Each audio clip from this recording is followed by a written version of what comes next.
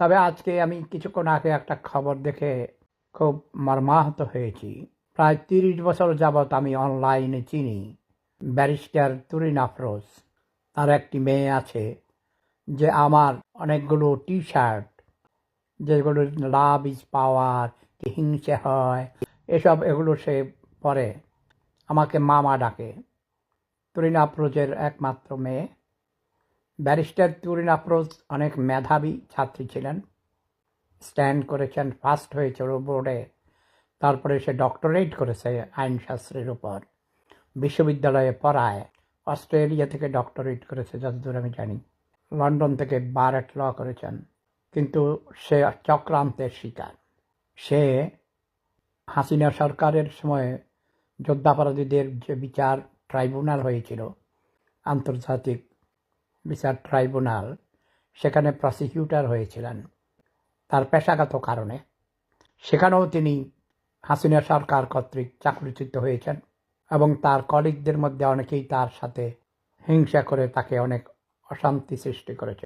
আমার সাথে প্রায় তার কথা হতো, প্রায় মাসখানিক আগেও সম্ভবত কথা হয়েছিল হোয়াটসঅ্যাপে। আমি ব্যক্তিগতভাবে তাকে কখনো দেখি নাই, চিনি না।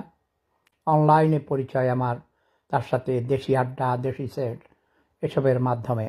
আমাকে দাদা বলতেন, আপন বড় ভাইয়ের মতো শ্রদ্ধা করে, এবং তার মেধার জন্যে, তার সরলতার জন্যে আমি তাকে অনেক ভালোবাসি। কিন্তু আজ সে চক্রান্তের শিকার। তাকে হত্যা মামলার আসামি করে 2 দিন আগে তাকে অ্যারেস্ট করেছে, দেখলাম খবরে আজকে। তো আমি আশা করব তিনি সত্যিকারের সঠিক বিচার পাবেন।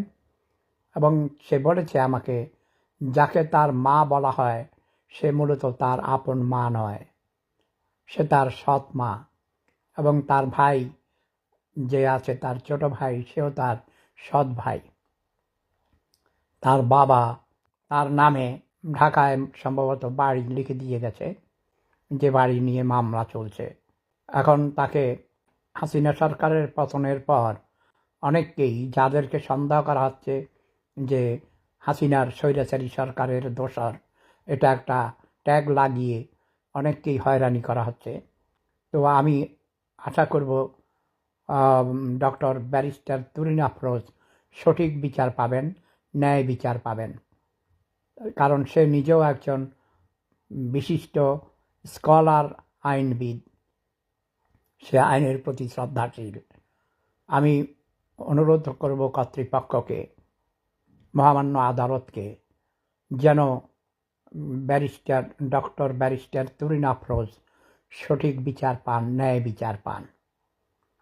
কারণ আইনের ঊর্ধ্বে কেউ নয়।